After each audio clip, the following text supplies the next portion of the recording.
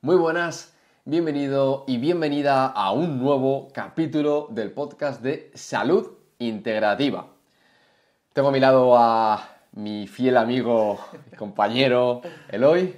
Buenas, ¿cómo estamos, Alfonso? ¿Qué tal? ¿Cómo estás? ¿Bien o qué? Genial, estoy la verdad es que deseando tocar este tema. Tú tenías ganas de que llegara este capítulo, ¿eh?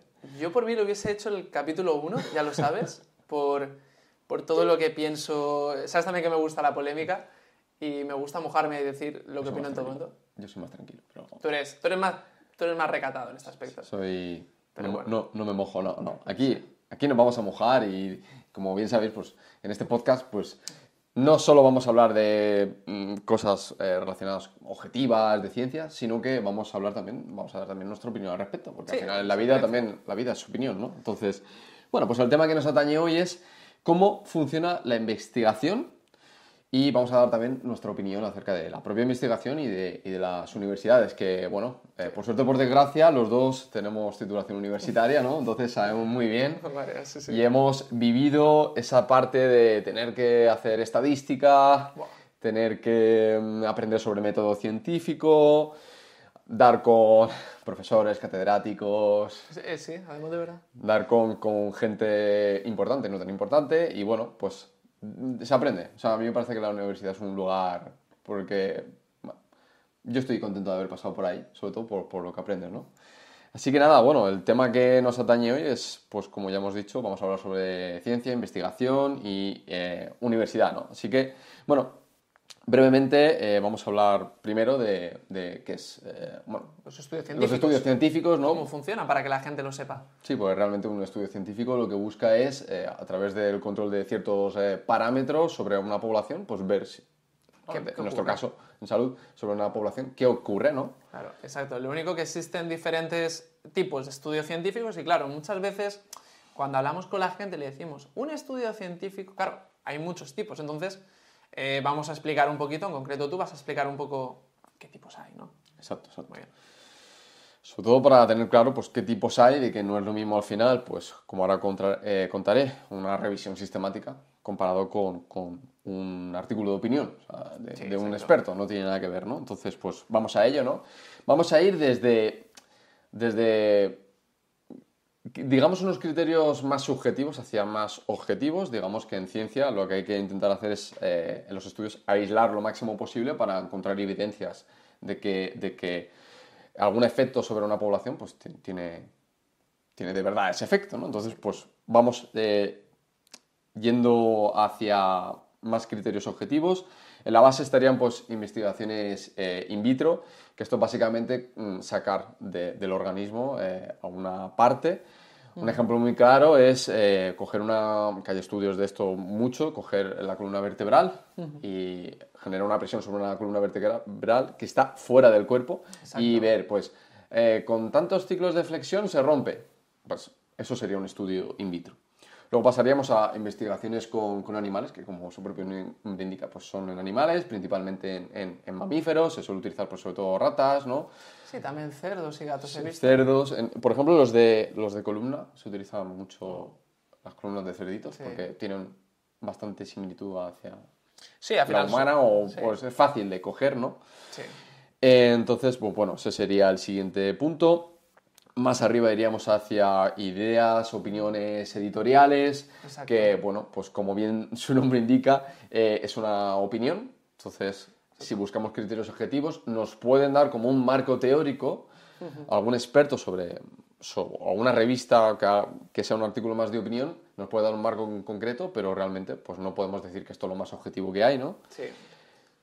Aquí hay una cosa en cuanto a opiniones muy importante y es que, como tú muy bien has dicho, las opiniones o este tipo de estudios se califican dependiendo de quién es el autor. Y veremos más adelante de cómo se basa la autoridad que tiene un autor. ¿No es así? Exacto. Totalmente de acuerdo con lo que acabas, punto a apunte. Continuamos hacia estudios transversales. Esto es sencillamente que se coge a una población y se hace una observación simplemente de ese momento en concreto. Un ejemplo muy sencillo. Vamos a un instituto con Cogemos a las clases de tercero de la ESO y, por ejemplo, algo muy simple, medimos la altura. Entonces, pues decimos, pues, los niños de 15 años del instituto no sé qué tienen una media de estatura de 1,65 m. Por ejemplo, exacto. Eso sería un estudio transversal, ¿no? Exacto. Pasaríamos a la parte de casos controles, ¿vale? Que en este punto, digamos, que lo que hacemos es...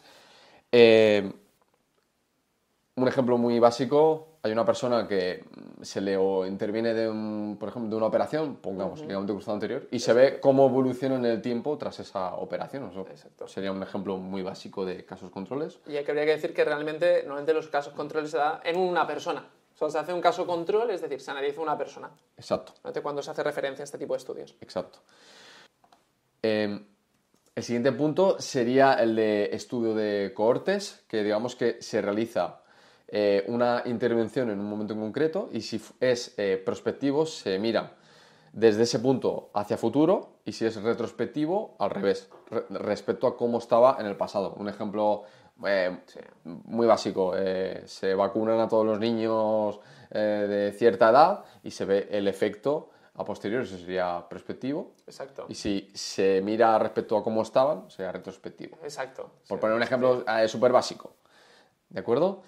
Luego ya pasaríamos a lo que de verdad podemos considerar que es ciencia de verdad, ¿no? Que es los ensayos controlados aleatorizados. Exacto. Que en este punto, básicamente, un ejemplo muy, muy sencillo, que sería, por ejemplo, coger dos grupos de personas, se aleatorizan, o sea, tú aquí, tú a un grupo, tú al otro, pero digamos que se coge como una población que se quiera estudiar, pero realmente los divides en los grupos de manera aleatoria. Sí, si podemos decir, por ejemplo, se cogen a 20 personas, se hacen dos grupos, como tú bien has explicado. Uno que quieren hacer deporte y otro que no, y se quiere ver qué repercusión tiene, por ejemplo, en la cantidad de grasa corporal. Entonces tú coges a estas 20 personas y de forma aleatoria, o sea, sin saberlo, pones a 10 en un grupo y a 10 en el otro, indiferentemente. Exacto. Y normalmente se dice que hay un grupo que es control, que sería como el grupo placebo, entre comillas. Sí, el grupo que a lo mejor no hace ejercicio. Exacto. Y luego el grupo donde sí que buscas ver si el efecto de esa intervención que vas a realizar, ¿no? Sí. Entonces luego se suelen hacer pues a 3 meses, a 6 meses, ya dependiendo del estudio, de lo que se quiera. Sí, luego entraremos a explicar un poquito más esa parte. Y se busca el efecto. Y se compara respecto al grupo control. Y luego, por último, en la cúspide de la pirámide tendríamos pues, las revisiones sistemáticas y los metaanálisis, que digamos que las revisiones sistemáticas pues, se coge un conjunto de ensayo controlado aleatorizado, se criba y a través de ese conjunto de estudios se busca por sacar como conclusiones, ¿no? Exacto. Más a nivel de evidencia. Y en metaanálisis es cuando además se le añade como un análisis profundo estadístico. Sí, exacto. En primer lugar, los ensayos controlados aleatorizados, como muy bien ha explicado Alfonso, son la base de la investigación científica. Es más, cuando en ciencia hablamos de algo que tiene evidencia, la famosa palabra aquí, evidencia científica, es muy diferente la evidencia de los estudios, ¿vale? Un estudio puede tener mayor o menor evidencia y algo tiene evidencia gracias a los estudios y en concreto a los ensayos clínicos. Entonces, para que estos ensayos clínicos sean de buena calidad, deben ser, como tú bien has explicado, aleatorizados.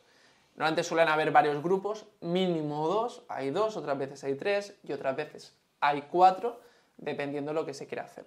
Por ejemplo, si a lo mejor queremos ver cómo mejora la calidad del descanso en una población, es decir, en un grupo de personas, podemos coger y decir, vale, vamos a coger 100 personas y vamos a hacer 4 grupos de 25. Un grupo no va a hacer lo que hace habitualmente o vamos a darle una dieta estándar, vamos a poner una dieta mediterránea. A los otros, además de esa dieta, vamos a darle un suplemento de melatonina, a los otros, además de esa dieta, vamos a darle un suplemento de ashwagandha y al tercer grupo vamos a darle un suplemento de pasiflora, por ejemplo, ¿vale? O de cafeína, para ver qué ocurre. Entonces nosotros comparamos el primer grupo, que a lo mejor habrían 25 personas en cada grupo, lo cogeríamos y lo compararíamos con los otros 3 grupos, que en total habrían 4 grupos. A partir de aquí vemos quién ha dormido mejor y quién ha dormido peor y establecemos pues, puntos de partida. Es decir, vale, pues las personas que toman melatonina vemos que duermen mejor y las personas que toman cafeína pues no duermen solamente 3 o 4 horas, se despiertan cansados, etc. Y digamos que una revisión sistemática es cuando hemos cogido un porrón de estudios Exacto. sobre esa temática y ya se llegan como a conclusiones Exacto. sobre descanso, por ejemplo. Exacto. Cogen a lo mejor y se dicen, ostras, en 10 años se han hecho 20 estudios sobre cómo afecta la suplementación con melatonina al descanso. Y te dicen, vale, pues de estos 20 estudios que se han hecho en los últimos 10 años, se ha visto que en 18 estudios la melatonina mejora el sueño. Entonces, claro, se utiliza o se interpreta que realmente ese suplemento tiene un efecto beneficioso porque se han hecho 20 estudios en 10 años y de esos 20 se han visto que en 18 pues, ha mejorado. Luego se toman una serie de parámetros numéricos en los que se ve cuánto mejora realmente, cuánto no mejora, etc. Y por último, pues bueno, pues estarían los metaanálisis o lo que serían el análisis de estas revisiones, que sería el mayor grado de evidencia, pero claro, si no tenemos estos ensayos clínicos aleatorizados o estos ensayos clínicos en los que realmente se coge a la gente, se le divide, se controla cuál es el proceso, no se pueden realizar ni revisiones ni metaanálisis. Exacto. Alfonso, ¿qué experiencia tienes tú con la investigación? ¿Has hecho algún tipo de estudio? ¿Has participado alguna vez en alguno? Pues mira, en la universidad recuerdo que participé en un estudio de biomecánica, que simplemente me analizaron el lanzamiento. O sea, cogieron alumnos de cuarto de CAFID Sí. y dijeron, todos a lanzar. Y yo realmente, pues yo no sabía en qué grupo estaba ni nada, simplemente me dijeron, lanza y tira, dale a la diana. Y dijeron, pues este es muy malo, porque fallaría muchas veces, ¿no? Sí. Ese fue a nivel de participante, en uno de los que participé. Creo que participé en alguno más, pero ahora mismo solo me acuerdo de ese, ¿no? Y luego ya, como investigador, entre comillas, sí que, bueno, realicé una revisión sistemática Muy bien. en el máster que hice de Ciencias de Actividad Física y Terapéutica.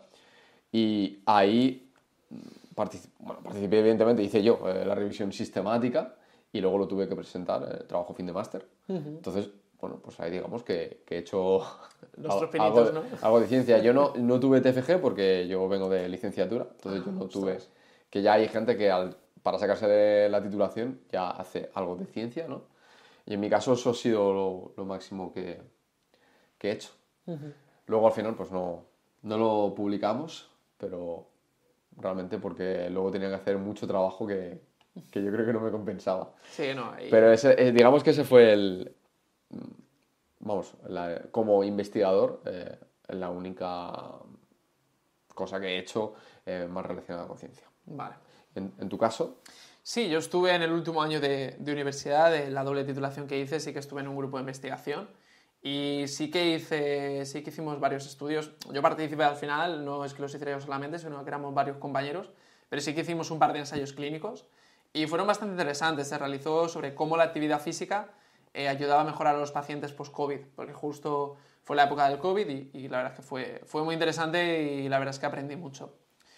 Y nada, después sí que es cierto que sobre mis trabajos de final de grado hice protocolos de estudio y además se me propuso un poquito hacer un predoctoral y demás, pero al final en España la situación de investigación es bastante paupérrima y bueno, pues decidí trabajar, ¿no? Que es un poco lo que suele ocurrir, desgraciadamente. Sí, por lo menos aquí en España. Sí, está bastante mal. Bueno, un poquito para explicar un breve concepto antes de empezar el por qué se realizan realmente los ensayos. Es que los ensayos, hay una cosa que se llama el ciego, ¿vale? Y puede haber un ciego simple, un ciego doble o un ciego triple. Para que todo el mundo lo tenga en cuenta, es que cuanto más ciego es un ensayo es de más calidad, es decir, por ejemplo, un ciego triple es más calidad que uno doble y uno doble es más calidad que uno simple. Lo que ocurre en este caso es que los participantes no saben en qué grupo están, no saben si realmente están tomando melatonina, como en el caso de antes, ashwagandha, cafeína, o están tomando un placebo. En el caso del doble ciego no lo sabe ni la persona que hace el estudio ni la persona que recibe el tratamiento. Y en el caso del triple ciego hay una tercera persona que es el que analiza los datos y él tampoco sabe qué persona está en cada grupo. Es decir, es todo aleatorio. Entonces, ¿por qué se realizan ensayos clínicos? Pues como podéis imaginar, para la ciencia necesitamos respuesta, necesitamos saber si algo funciona o no. Entonces, cuando nosotros planificamos un estudio, o un ensayo clínico mejor dicho, se plantea una hipótesis. Es decir, lo que se llama hipótesis 1, que quiere decir, por ejemplo, en este caso, que la melatonina produzca mejor inducción de descanso o mejore el descanso a las personas. Luego estaría la hipótesis 0 o la hipótesis negativa o la hipótesis nula, que significa que la melatonina no mejora el descanso. Por lo tanto, tú planteas un ensayo diciendo, yo creo que la melatonina mejora el descanso de las personas. Tú llegas, coges el grupo de 100 personas, haces 4 grupos, a una le das un placebo, a otra le das melatonina y ya para hacerlo más calidad, pues coges otros 2 grupos y le das otras cosas, si lo consideras oportuno. O puedes coger solamente el grupo placebo, el grupo al que le das placebo, perdón, y el grupo que le da melatonina. Puedes hacer 2 grupos, pero si haces más grupos con otras variables, quizás el ensayo sea de más calidad y sea más interesante. Entonces, como he comentado antes, si los resultados nos indican que la melatonina mejora el descanso, la hipótesis 1 o la hipótesis que nosotros planteamos que la melatonina mejora el descanso sería acertada. Si vemos que la melatonina no mejora el descanso o empeora el descanso, la hipótesis es nula, es decir, la hipótesis que nosotros planteamos pues simplemente no es correcta. Diariamente se plantean hipótesis a nivel científico a la hora de estudiar fármacos, estudiar protocolos dietéticos, protocolos de entrenamiento, a la hora de estudiar técnicas de fisioterapia, y esto se realiza diariamente, lo cual está bien, porque aunque una hipótesis no nos diga que algo es cierto, podemos entender que a lo mejor algo no sirve para nada. O sea, por ejemplo, no quiere decir que sea importante saber que la melatonina mejora el sueño, sino a lo mejor saber que la melatonina no mejora el sueño es importante porque sabemos que quizás ese suplemento o ese fármaco no tenemos que utilizarlo porque no sirve para nada. Exacto. Sí. ¿Cuál es realmente la cuestión o cuál es lo que encontramos en la ciencia respecto a esto? Que por lo menos en España en general en el mundo, cuando nosotros realizamos un proceso de investigación es muy interesante porque realmente suelen ser personas que están formadas, que tienen una carrera universitaria, que tienes un máster y que realmente quieren saber la respuesta a algo. El problema es el proceso. El proceso que nosotros obtenemos desde que a lo mejor nos planteamos hacer un estudio de investigación hasta que realmente ejecutamos ese estudio de investigación y en qué condiciones. Como hemos dicho antes, nosotros somos personas que tenemos varios grados, yo en mi caso 2 grados universitarios, en tu caso una licenciatura, tenemos másters también al respecto, en tu caso oficiales, en el mío no oficiales, pero la cuestión aquí es que cuando tú te planteas después dedicarte a hacer investigación, generalmente se da a través de las universidades y generalmente se da a través de los procesos que se llaman predoctorales o doctorales. Es decir, la universidad tiene grupos de investigación y uno de esos grupos de investigaciones te ofrece o ha visto que tu trabajo es muy bueno y te dicen si te quieres formar parte de ellos y o desarrollar tu proyecto o desarrollar uno de los proyectos que se llevan a cabo en el grupo de investigación. Lo cual es muy interesante, está muy chulo y personalmente es una cosa que a mí me apasiona, ¿no? A todos los que nos gusta la ciencia y la investigación es algo increíble realmente poder formar parte de un grupo de investigación en el cual pues estás aprendiendo, te dedicas a investigar, aprendes cosas, hallas cosas que puedes aportar luego a la ciencia, es algo muy interesante. Pero el problema que tiene todo este proceso es cómo se lleva a cabo. Es decir, cuando nosotros entramos a un grupo de investigación, la problemática que suele haber en España no es el proceso de investigación, sino que es que para poder llegar a doctorar, que tienes un tiempo aproximadamente unos 3 años, si no me equivoco, hasta ahora mismo, tienes que hacer X número de publicaciones. Y aquí es cuando, no sé si tú eras conocedor de esto, Alfonso. Sí. Cuando a mí me lo explicaron, a mí me estalló la cabeza. Es decir, cuando una persona acaba su máster o su carrera o sus 2 carreras y entra en un grupo de investigación, las premisas no son que tú tienes que hacer un estudio de la mayor calidad posible y tienes 3 años o 1 año, 2 años. Es que tú tienes que publicar en 3 años X número de artículos, que ahora mismo no recuerdo si eran 10, 12, 15, 20, lo cual es una auténtica animalada.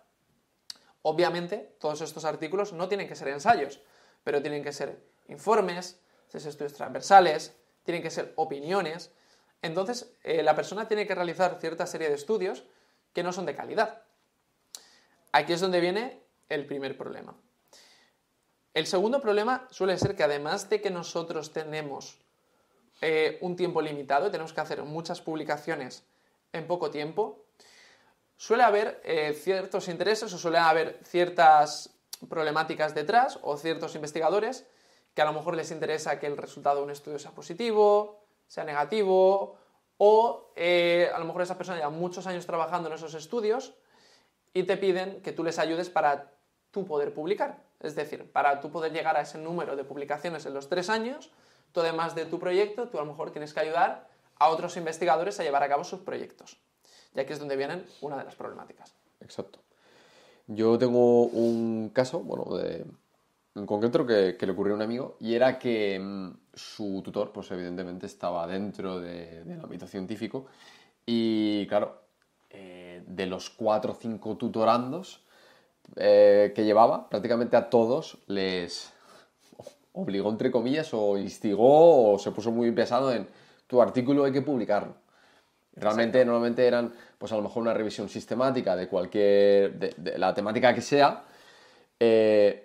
Tú presentas tu TFM tal, y luego es como, este artículo hay que publicar. Claro. Y realmente es hay que publicarlo por ti para que cojas nombre o lo que sea, o es porque pongo yo al final mi nombre. Normalmente, si no recuerdo mal, el que realiza el estudio es el que aparece primero, pero normalmente el que te tutoriza, por así decirlo, sale al final, ¿no? Entonces al final le cuenta como un artículo Sí, más publicado. claro, aquí hay que puntualizar que para que un artículo, o sea, cuando un científico publica o hace una publicación en una revista, debe figurar como el primero o como el último para que se le contabilice esa publicación. Es decir, cuando nosotros, por ejemplo, vemos estudios y vemos a lo mejor 20 nombres, no se cuenta a las 20 personas como que estas 20 personas han hecho una publicación. Se cuenta a la primera persona que aparece en la publicación y a la última persona que aparece en la publicación. Por lo tanto, claro, si nosotros a lo mejor el caso de este científico, normalmente suelen estar en universidades y además de hacer investigación dan clases, tienen a 4 o 5 chavales que hacen un buen trabajo final de carrera o un buen trabajo final de máster, les interesa que lo publiquen porque esa publicación en una revista de impacto le puede suponer un beneficio al estudiante, pero sobre todo le supone un beneficio a esa persona, porque al final aparece en el estudio como persona. Entonces, claro, esas publicaciones ya contabilizan. Por lo tanto, si, por ejemplo, en el caso de este profesor estaba a lo mejor en segundo año de predoc, le quedaban todavía 2 años o 1 año para presentar el doctorado, a lo mejor llevaba 4 o 5 estudios y con esos 4 o 5 alumnos podía presentar 4 estudios de golpe, claro, estás haciendo 8 estudios. Pero la realidad es que esa persona no está realizando esos estudios. Simplemente lo ha revisado, supervisado. Sí, lo ha supervisado, sí. Pero realmente ese estudio está realizado por un alumno. Exacto. Aquí es donde viene una de las consecuencias o problemáticas que existen en el mundo de la investigación, sobre todo, por lo menos en España, ¿vale? Hablamos, yo he estudiado en España, en tu caso también, Alfonso, entonces desconocemos exactamente cómo funcionan en otros países, pero en este caso es así. Entonces, claro, tú tienes, pero creo que funcionan de forma similar o igual, porque al final las revistas científicas son internacionales. Entonces tú tienes las publicaciones que en principio un autor ha hecho, pero la realidad es que ese autor no ha hecho todas esas publicaciones. Esta es una de las razones por las que en muchas ocasiones vemos a personas como catedráticos o doctores de universidad que llevan muchos años instaurados en un laboratorio y te ves como al año hacen 10, 12, 15, 20 publicaciones. ¿Cómo puede ser posible que lleves...? Para que la gente que no sabe del tema nos entienda, un estudio científico te puede llevar alrededor de entre 1 año mínimo y 2 años. Hacer un buen estudio científico, Claro. Un ensayo clínico aleatorizado de calidad dura aproximadamente eso. Claro, porque piensa que si haces un que sea 3 meses, coge los grupos. O sea, primero... Plantear el estudio, la hipótesis. Encuentra la muestra. Exacto. Interviene en esa muestra. Termina, analiza los datos. Hace el estudio. Exacto. Envíalo a una revista. Exacto. La revista a lo mejor tarda meses en corregírtelo por algún revisor. Y entonces ya te dicen, vale, pues se puede publicar. Y de ahí a que se publica, o sea... Te pasan año y medio, 2 años. Sí, sí, sí. Entonces, claro, cuando aparece una persona que publica al año 10, 12 estudios, eso no es real. Me refiero a esa persona, puede que esté revisando, puede que esté colaborando, pero esa persona no tiene realmente no publica toda esa cantidad de estudios, lo único que aparece en ellos. Entonces, esta es una de las primeras problemáticas cuando nosotros hacemos investigación, ya que en muchas ocasiones cuando se hacen estudios, no se buscan estudios con la finalidad de hacer ciencia de calidad, sino se hacen estudios con la finalidad de publicar en masa.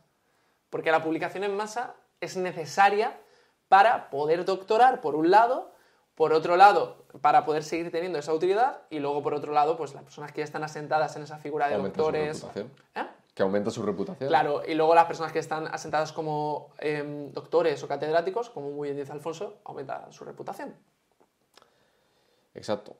Esa es una realidad importante a considerar. Y luego, que habías comentado antes, que quizá la perspectiva no debería ser tú vas a doctorar y tienes que estar X años y para sacar tantos artículos que a lo mejor sería más interesante decir, mira, vamos a dar los medios a esta persona para que elabore un estudio de calidad, como ya hemos visto, que serían los controlados aleatorizados, que haga un estudio controlado aleatorizado que de verdad pueda ser útil para la ciencia o para el conocimiento, ¿no? Exacto. Y que con que esa persona hiciera lo que quiero decir es que se mire a lo mejor más la calidad y no la cantidad, Exacto. porque yo creo que eso es lo que de verdad va a aportar más al conocimiento, que es al final de lo que se trata, que realmente las personas que hacen ciencia realmente es porque hay una vocación detrás por conocer y aportar a realmente pues... Sí, al resto del mundo. Sí, Exacto. sí, ayudar a la gente, que al final hay una finalidad muy buena detrás y algo que no solamente que por desgracia no acaba de funcionar del todo de forma correcta, sino que además quema a los investigadores. Quema y hace que mucha gente abandone o no quiera simplemente participar, como por ejemplo yo en mí personalmente ha sido mi caso. Es decir, no quiero participar porque veo que es una forma muy abrupta de hacer ciencia, no es una forma real de intentar buscar una finalidad positiva para aportar algo a la sociedad, sino simplemente es una acción, es un trabajo más. Es decir, yo hago A, B y C, yo realizo un proceso y tengo un salario, punto. Y luego, además, que en España los salarios son catastróficos. Eso da para otro podcast también, pero bueno. Luego, otros problemas de la investigación es el tema de las falsificaciones de los datos o de falsear los datos. No sé si tú, Alfonso, sabías algo al respecto.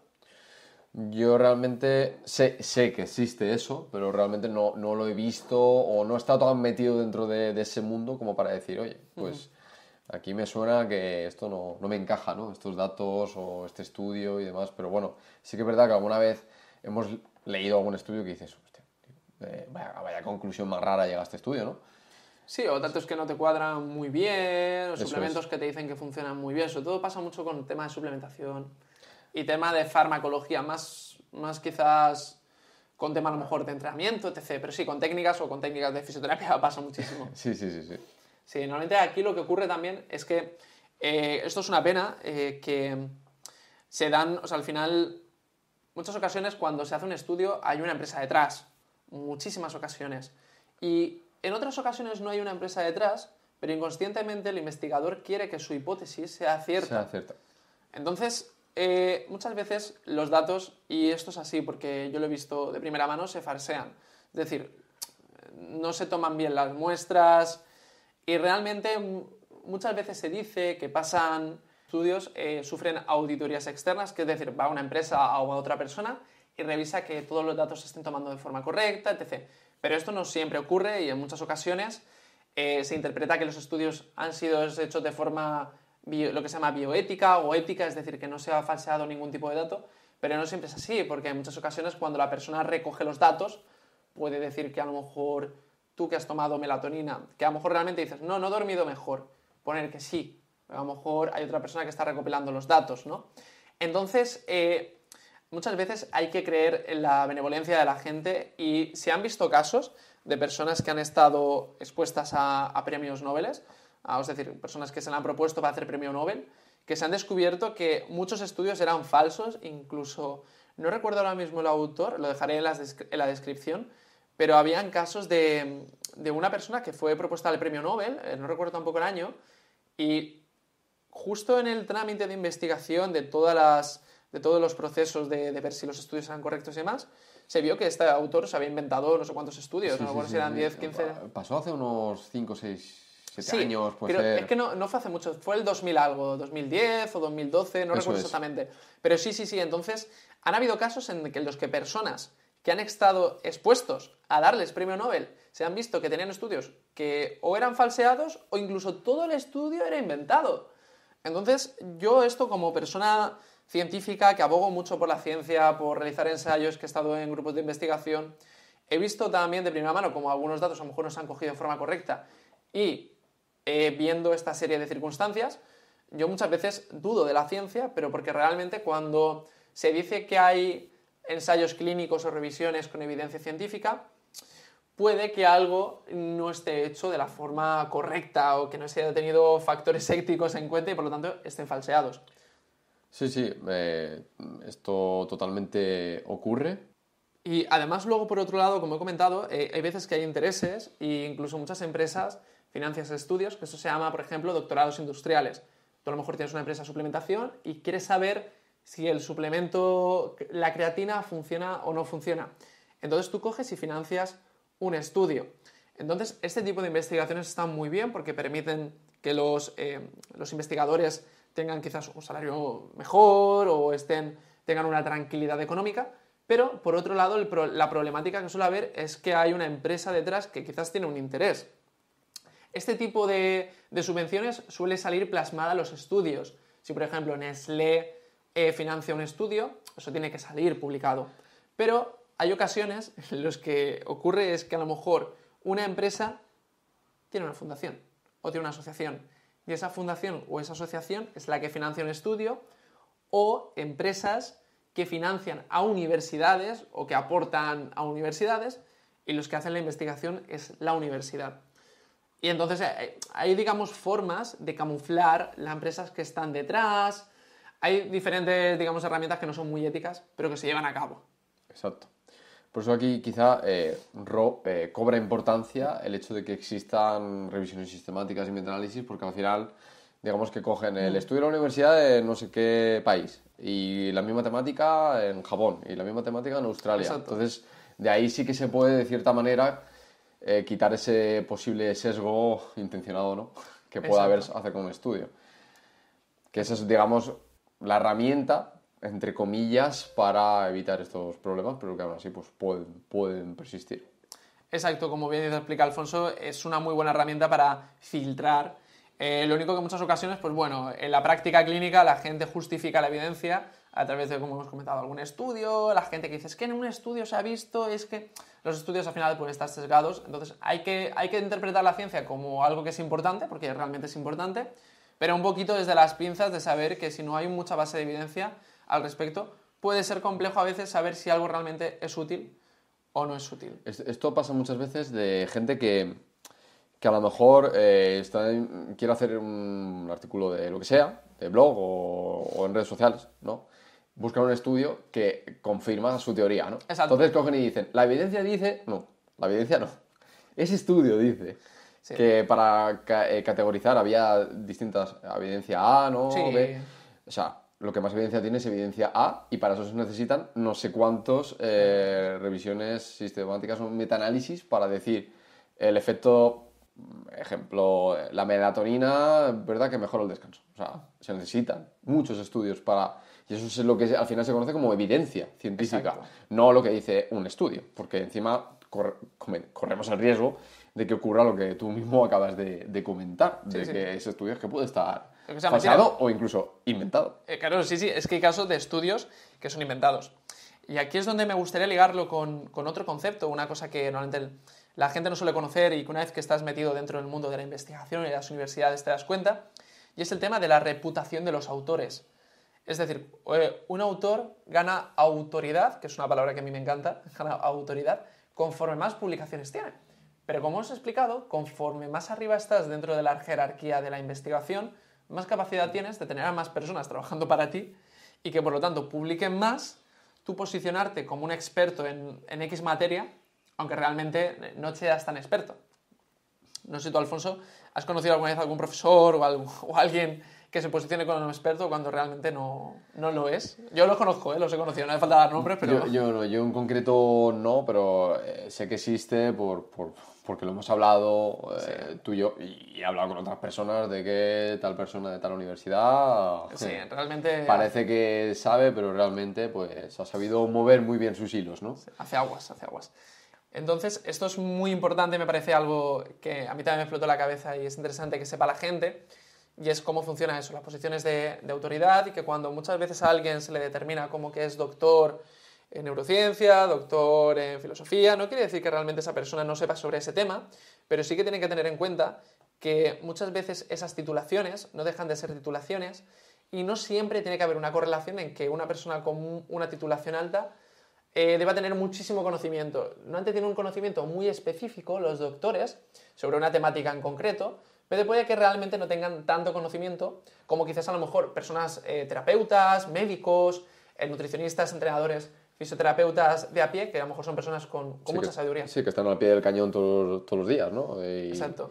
Y viendo eso a nivel clínico, diariamente con personas, realmente. Sí. Y además hay gente que, además de ese conocimiento clínico, realmente tiene un conocimiento académico muy profundo, incluso más que doctores. Exacto, porque han hecho distintas formaciones o porque ha leído. O que ha leído mucho por su cuenta y que encima lo mismo que lee, luego intenta comprobarlo o aplicarlo en su práctica diaria, ¿no? Sí, tal cual. Es así, entonces me parecía algo muy relevante que yo no entendí y no aprendí hasta que estuve metido en este mundo.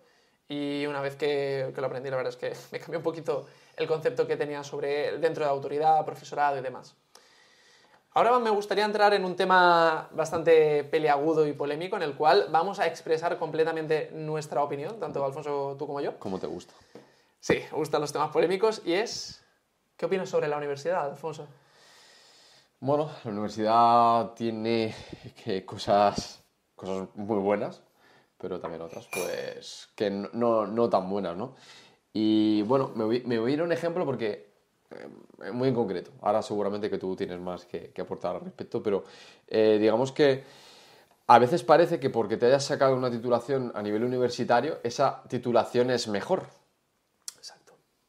Es decir, yo os puedo garantizar a todos los oyentes que el máster oficial que yo tengo es en el que menos he aprendido. O sea, es verdad que aprendí de ciencia, he aprendido estas cosas de ver cómo funciona el mundo, aprendí a hacer una revisión sistemática, a dónde buscar la información. Eso sí que es cierto que se lo debo de agradecer al máster, pero lo que fue aprendizaje de conocimientos no fue.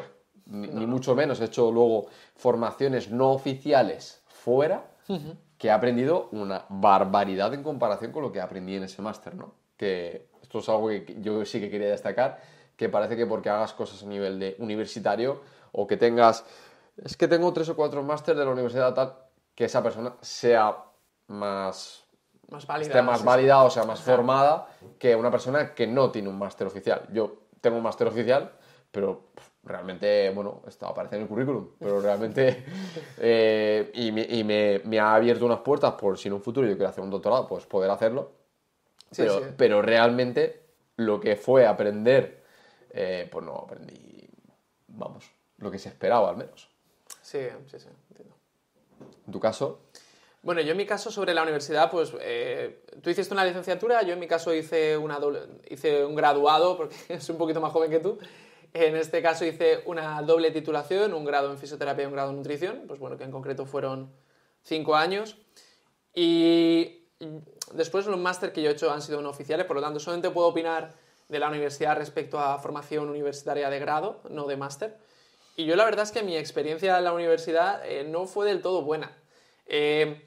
Yo fui a la universidad también quizás a lo mejor con expectativas muy altas, yo venía de hacer una formación profesional y yo tenía la visión externa de que la universidad era un sitio muy estructurado, que todo estaba muy controlado, que la formación era muy buena, que todos los datos que se daban estaban muy controlados y muy analizados, ¿no? Para que toda la información fuera de la mayor calidad posible, que fuera muy exhaustivo cómo se explican las cosas, que realmente pues, la valoración fueran drásticas, ¿no? Porque yo entendía desde la parte de un joven alumno que la universidad era el sitio de mayor formación académica que existe en el mundo. Y mucho más lejos de la realidad, pues no es así. Te das cuenta una vez que estás dentro de la universidad de que al final parcialmente es como una empresa, entonces ellos dan un temario y el problema que yo he visto en la universidad es que no es un temario muchas veces actualizado, por no decir que yo realmente no tenía un temario actualizado. Es más, si tenía algo que estuviese más actualizado, en el caso tanto de fisio como de nutrición, era por los propios docentes, porque los profesores se preocupaban en buscar ellos algo más de información externa y de plasmarla, no desde, digamos, la estructura de la universidad, la estructura del departamento, de plantear información de calidad o de actualizar la información. O sea, yo recuerdo en clase de dietética estar estudiando que teníamos que dar para desayunar galletas con colacao y, vamos, aquello era una explotación de cabeza. Sí. Y ya digo, como fisioterapeuta sí que tengo recuerdos de buenos profesores y de malos profesores, como todo en la vida, pero sí que a mí me sorprendió para mal el hecho de que, uno, no había una estructura de temario. Muchas asignaturas se colapsaban temarios, se repetían, se contradecían temarios. Después no estaba actualizado. Por otro lado, no había siempre una evidencia científica al respecto, como digo. Se decía una clase de dietética en el año 2017-2018, si no recuerdo mal, que hoy que hacer unas galletas cuando, vamos, simplemente te metías en redes sociales y tenías a Héctor Sánchez, a Carlos Ríos diciendo que las galletas son una porquería, cosa que es verdad. Entonces, y luego además, mucha evidencia que respaldaba que eso era verdad. Entonces yo creo que las universidades tienen un problema estructural en el que actualmente la investigación o el conocimiento a través de Internet los ha sobrepasado, pero los ha sobrepasado de una forma bestial, de tal forma que tienes a gente que para empezar no ha hecho práctica clínica nunca, que esto es otro tema que ahora hablaremos a ver bajo tu opinión, Alfonso, pero tenemos a docentes que realmente no son buenos profesionales o que a lo mejor no han trabajado de profesionales junto a un temario que está anticuado. Entonces, te ves que actualmente en el año 2023-2024 están saliendo chavales que a lo mejor les han enseñado que comer galletas es bueno y que si tienes una artrosis que tienes que quedarte en la cama o ponerte una prótesis. Me gustaría saber un poco tu opinión respecto al tema de los docentes que te has encontrado tú. Yo me he encontrado un poco de todo, pero sí que me he encontrado mucho el perfil de docente que no es trabajador en clínica o que no sabe muy bien muchas veces sobre actualización científica. Sí. Aquí he tenido muy buenos profesores, tengo recuerdo de muy buenos profesores que al final eran pues, gente pues, que amaba mucho su profesión y se preocupaban por enseñar la máxima calidad actualizada de información a alumnos. Pero, claro, el problema está en que esto al final es un problema estructural, porque ya dejas como en manos del profesor, del docente, que te enseñe lo más actualizado posible. Entonces tendría que haber cierta exigencia a nivel universitario de, lo que se va a enseñar está totalmente actualizado y eso no ocurre. ¿Qué pasa? Que muchas veces, muchos de estos profesores que están, realmente son investigadores y que para complementar esa investigación les obligan a dar clase. Y aquí van varios problemas, porque tú puedes ser buen investigador, pero puedes ser muy mal docente. O que no te guste. O que no te guste, o que estás obligado, ¿no? Entonces, claro, ese es un problema, porque realmente quien debe dedicarse a la docencia es quien sabe coger esa información y saber enseñarla de una manera para que al final la gente, pues los alumnos aprendan. Eso es un buen docente. Al final, si estás metiendo a un investigador que realmente no sabe enseñar, pues no vas a transmitir bien esos conocimientos. Y esto pasa mucho. Yo tenía el típico profesor de biomecánica que era un lenguaje totalmente lineal y un lenguaje totalmente científico. Claro, la gente, ¿qué pasa? Supone que tú vas a biomecánica, que es una de las asignaturas más bonitas y más importantes de la carrera de ciencia del deporte, y tienes un tío que no explica bien. Y luego otra cosa es que muchas veces es como, vale, biomecánica. A mí me enseñaron lo típico de un problema de que tú lanzabas una pelota y tenía que a qué velocidad había que lanzar la pelota para que entrara a canasta. Mira, anda que no hay cosas importantes que enseñar en biomecánica que ese tipo de cosas, ¿no? Que es como que ya no solo que esté desactualizado, sino es que el conocimiento que se da a veces no es ni útil, ni adaptado para los futuros profesionales que van a ver después. No, para nada. Yo opino exactamente como tú. Es más, yo que venía de hacer una formación profesional, hay una disociación muy grande entre lo que viene siendo la formación universitaria y lo que viene siendo después la práctica clínica. En primer lugar, por lo que tú bien dices, de que la gente que da clases muchas veces son investigadores, y yo me he tenido pocos profesores que realmente eran gente que hacía práctica clínica, que eran muy buenos en su práctica clínica. Muchas veces hay que tener en cuenta que, desgraciadamente, la gente que está dando clases, porque no tiene otro tipo de trabajo, porque llevan muchos años dando clase y ya está. Que luego hay gente que es muy buena pedagógicamente dando clase y se le da muy bien y enseña ciencias básicas. Yo me acuerdo, por ejemplo, mi profesor de anatomía llevaba no sé cuántos años, bueno, eran 20, 23, 25 años dando clase y explicaba anatomía espectacular. Claro, era una ciencia básica y él, por ejemplo, nos explicaba anatomía y él sí que nos explicaba el tema de práctica porque él sí que había trabajado. Pero luego habían otros docentes que no habían trabajado nunca. Entonces, claro, una persona que realmente no ha trabajado nunca de nutricionista, a pie de calle, haciendo pautas dietéticas y empieza a darte dietoterapia, o sea, es un cuadro, o sea, es decir, realmente las herramientas, no te da ninguna herramienta práctica, te da herramientas teóricas. No, al contrario, me acuerdo de un profesor que el chico trabajaba en clínica, tenía su propia clínica, además él había trabajado en el hospital de Lleida y la verdad es que a la hora de darnos las clases lo hacía todo muy práctico. Era como, si tú tienes un paciente que necesita una nutrición tal, parenteral, enteral, que tiene una patología de lo que sea, ¿qué le das de comer, no? La otra persona a lo mejor te exponía posiciones de dietas o de tratamientos, pero el otro te decía, ¿tú qué harías? Y ahí es cuando tú te tienes que pelar un poco el culo, te tienes que mojar y tienes que rascarte un poco las neuronas y decir, ostras, ¿qué voy a hacer? Pero que como tú bien dices, si llega un profesor que no ha hecho un entrenamiento en su vida y te pone a darte clases de biomecánica, pues te va a explicar a lo mejor qué es más importante, si el lanzamiento o... Te lo va a explicar de una perspectiva muy científica, o sea, muy investigadora, cuando realmente eso no... Digamos que podemos diferenciar como tres grandes grupos, ¿no? El que investiga, el docente que realmente es como un nexo entre la divulgación y la práctica clínica, y luego el que al final aplica, ¿no? Entonces, digamos que, por lo menos en mi universidad, era prácticamente la mayoría de los profesores eran gente que eran investigadores. Sí, y es sí. que se notaba cuando el que mejor explicaba y el de los que he dicho yo antes que son gente que era muy top, muy buenos profesores, precisamente eran los que tenían un espíritu menos investigador. O sea, investigaban, porque investigaban, estaban metidos en la universidad, pero realmente su vocación era ser docente. Entonces, realmente, Sí. ese era un problema que yo por lo menos veía, ¿no? Y quiero contar una anécdota que me pasó. Una de las asignaturas más importantes de ciencias del deporte es entrenamiento deportivo. Hay una asignatura que era anual, ¿no? Bueno, pues claro, digamos que esa asignatura era como primer bloque, planificación, periodización, y luego era fuerza, resistencia, velocidad y flexibilidad. Vale, pues creo que así era, básicamente la asignatura se dividía. Tuve creo que 7 profesores. En un año, 7 profesores. Y muchos de los que fueron profesores eran gente que acababa de entrar a doctorarse, que Claro. un año o 2 antes era alumno. Tenían que Entonces cubrir era créditos. como, ¿me va a hablar uno recién entrado sobre la fuerza? Cuando a lo mejor no era especialista en fuerza, ¿no? Sí. Entonces ese era uno de los problemas que había.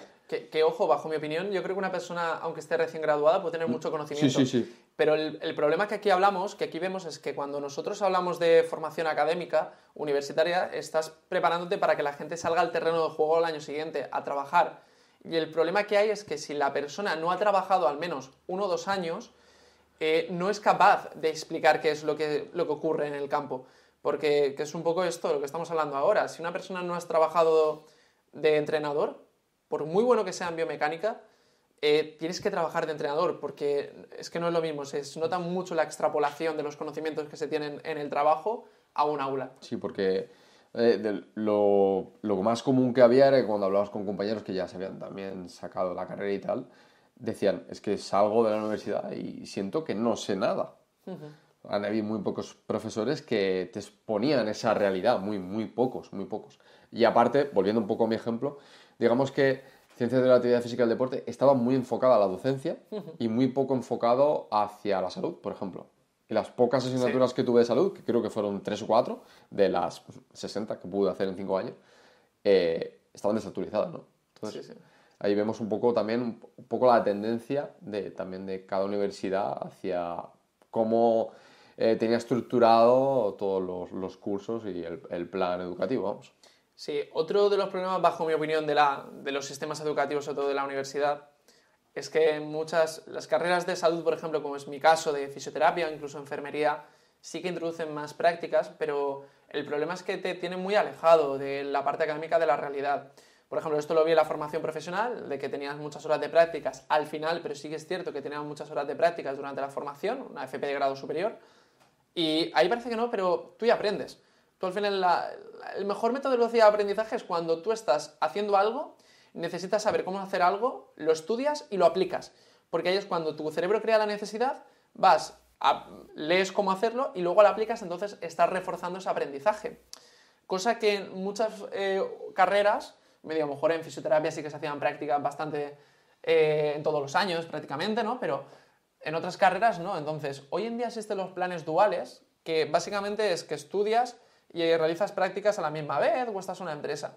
Y eso es algo que me parece muy interesante y creo que es una mejora muy sustancial en las formaciones, pero yo no sé tú si hiciste prácticas y cuándo, pero en Mis prácticas fueron al final y lo típico de elige, o sea, porque encima lo bonito lo mío hubiera sido que te hubiera tocado estar con un club de alto rendimiento. Exacto. De haber estado en un centro de salud o haber estado en un gimnasio, haber estado en un instituto. Entonces, las únicas prácticas fueron las del final, que era el practicum, que yo no llegué a hacer TFG, que era directamente tú hacías una memoria de prácticas y hacías una exposición al final. Entonces tú elegías hacia dónde lo enfocabas, ¿no? Entonces, me hubiera gustado ver esa realidad en todos los aspectos, para también saber qué es lo que me gusta, qué me quiero dedicar, ¿no? Entonces, que muchas veces es como que parece que se hace la carrera por hacer y, ¡hala!, ya tienes el título. Pero realmente no estamos sacando gente preparada, ¿no? Entonces, pues luego, por ejemplo, en mi rama, luego nos volvemos locos o sentimos que nos invade gente que no tiene una formación universitaria, pero es que realmente si la propia formación universitaria no está a la altura, pues normal. Sí, sí, sí, es uno de los grandes problemas, que es un final un problema de concepto, o sea, sí, de capacidades. Si tú le das muchos conocimientos, muchos skills, muchas habilidades a las personas que estás formando, esa gente no va a tener miedo de que vayan y le quiten el trabajo porque sabe que son muy eficientes y que puede venir otro y hacer un trabajo parecido al suyo, pero él sabe que tiene más skills y tiene más capacidades, por lo tanto, no va a tener miedo. Pero en cambio, si al final las personas saben que están limitadas en cuanto a conocimientos, van a tener más miedos. Exacto. Sí, muy bien. Ahora háblame un poco, Alfonso, sobre el tema de los másters y cuando tú hiciste el máster, o sea, ¿cómo te planteaste el elegir un máster oficial? ¿Por qué lo elegiste y por qué elegiste uno no oficial?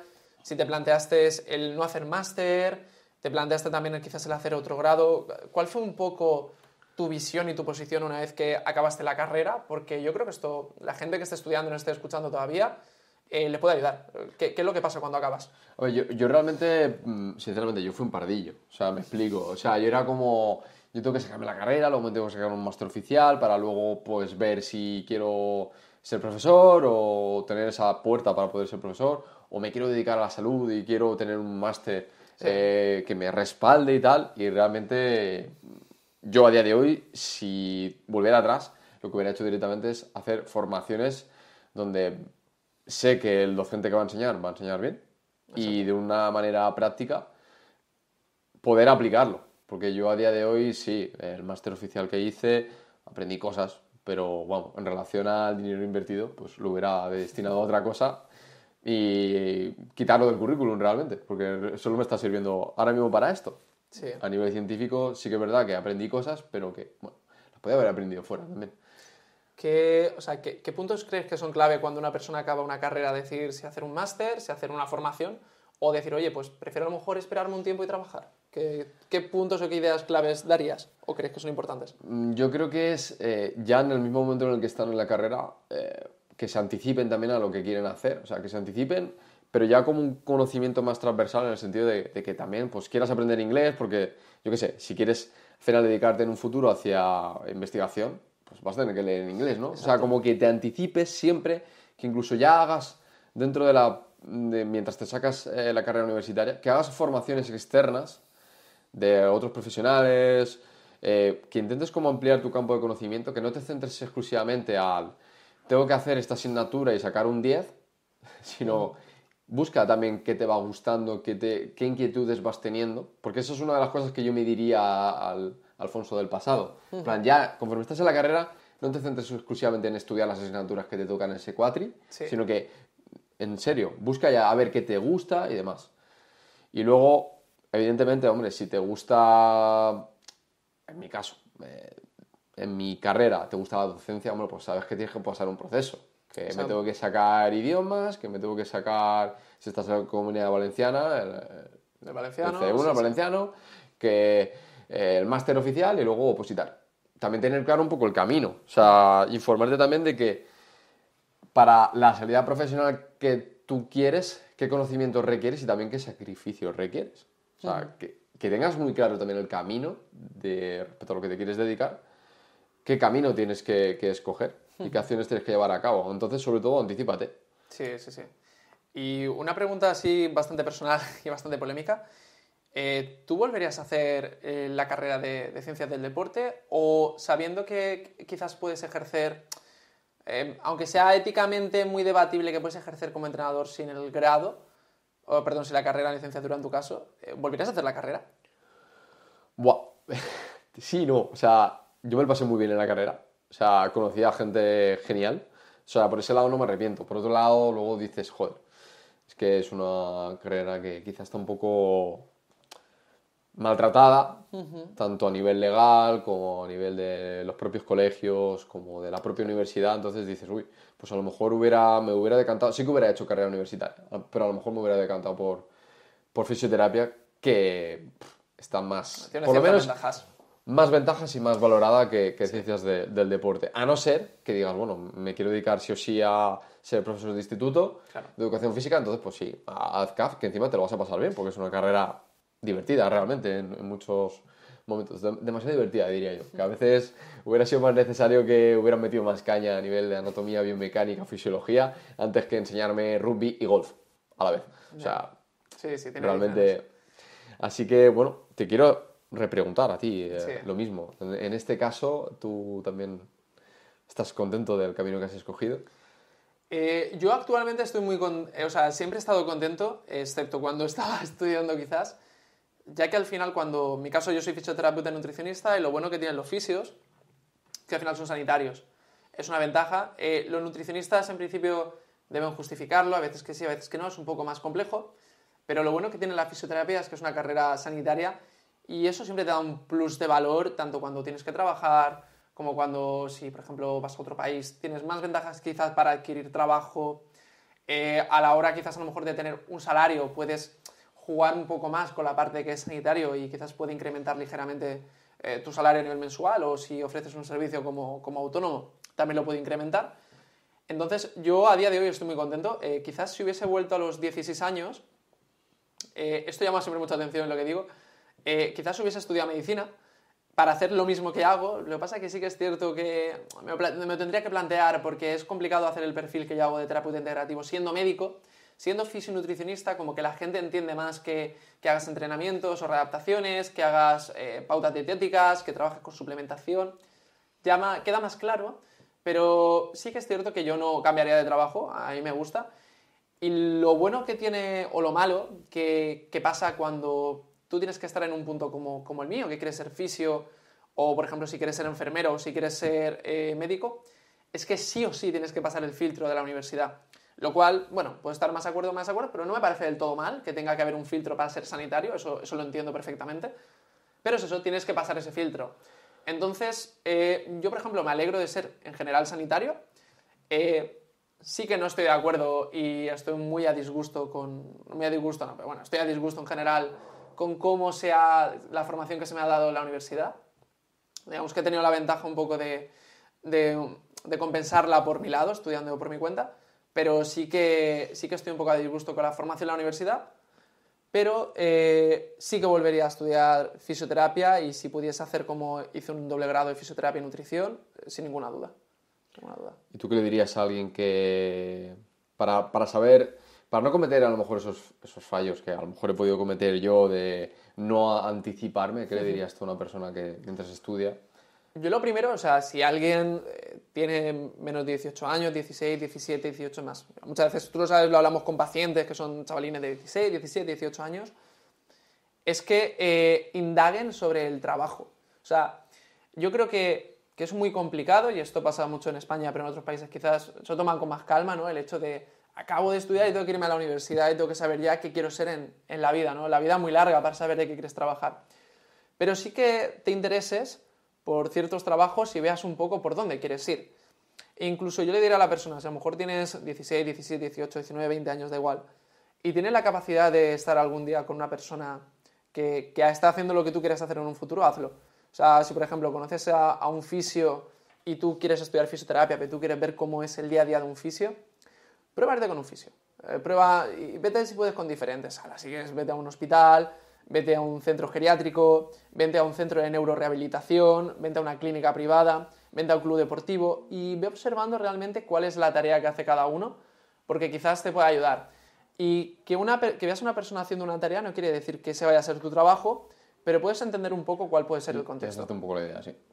Por otro lado, una cosa que le diría a la gente que ya está en la carrera y que está ya metida en el ajo, es que intente entender el porqué de los procesos, que es lo que muchas veces explicamos a lo largo de los podcasts, de que entiendan el porqué de la salud, que indaguen, que estudien por su propia cuenta, que empleen realmente horas y tiempo libre, como bien has dicho, en aprender aprendizajes transversales como inglés, etc. Pero luego también en que intenten entender las bases de la fisiología, de todos los procesos de biomecánica, de anatomía, porque realmente es lo más importante. Y luego también una cosa que a mí me ayudó mucho es exponerse mentalmente a las situaciones o a los casos que te puedes encontrar. Yo, por ejemplo, recuerdo que cuando estaba en segundo o tercero de la carrera, que ya empezábamos con la parte más práctica, yo dije, ostras, es que yo, si ahora me viene alguien con un esguince, yo no sé qué tengo que hacer. Entonces yo empecé a pensar, vale, te viene alguien con un esguince, ¿por qué tienes esguince? Yo cogía, estaba en mi casa, voy a buscar en el ordenador, ¿qué es un esguince? Exactamente, vale, veías un esguince. ¿Cómo es un esguince? ¿Qué esguinces hay? Vale, entonces tú te haces ya un esquema mental. Y luego dices, vale, pero a esta persona, ¿qué le hago? ¿Cuántas veces a consulta viene una persona que tiene un esguince? ¿Cómo viene? ¿Viene con el pinchado, sin hinchar? ¿Viene a los días, a la semana? Entonces, esto, una vez que estás en la práctica clínica, son 2 días. Y una vez que pasan 2 años, 1 año de práctica clínica, va volado, porque si te pasa, tienes la fortuna de ser como yo, de que trabajas y ves a miles de pacientes al año, tienes la fortuna de que al final son muchos esquemas mentales.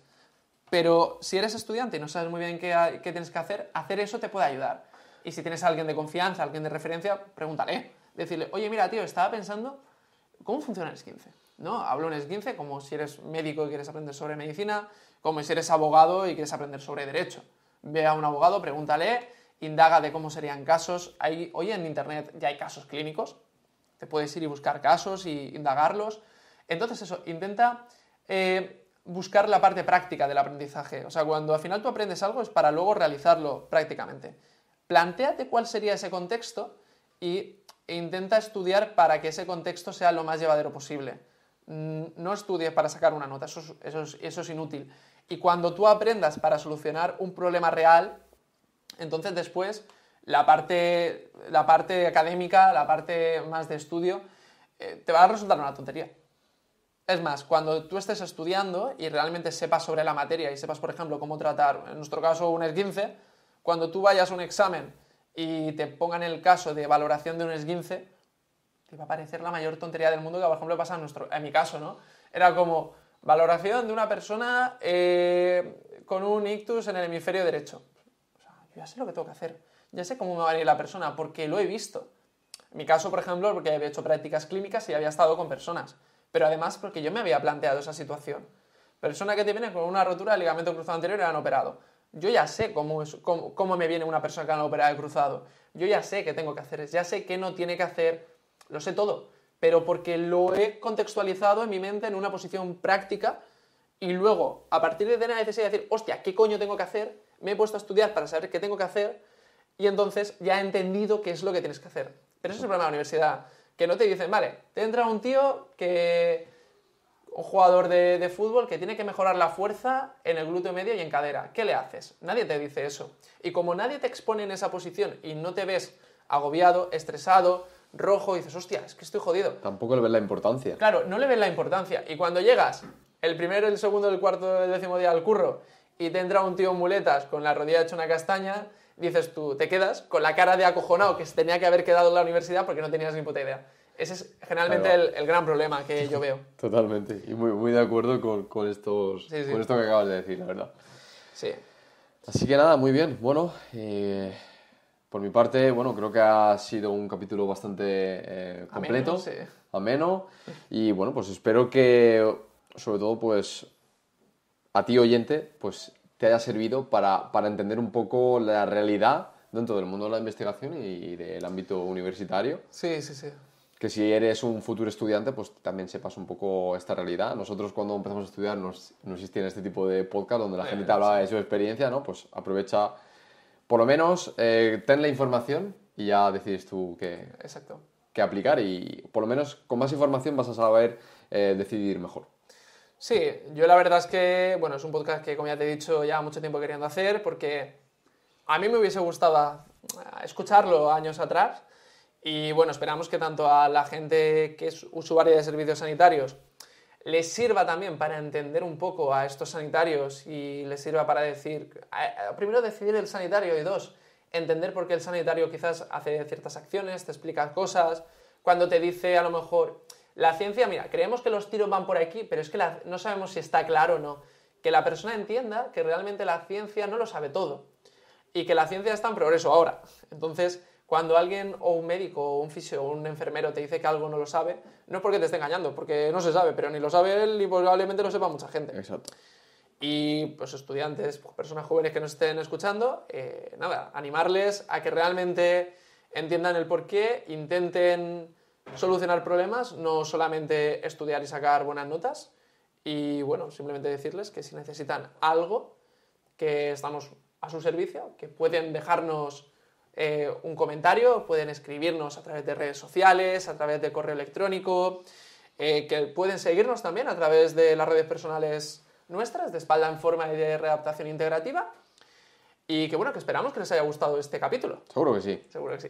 Pues nada, pues muchísimas gracias a todos por escucharnos. Nos vemos en próximos capítulos y os agradecemos que nos dejéis la manita arriba o 5 estrellas en Spotify. Gracias y hasta pronto. Nos vemos. Adiós.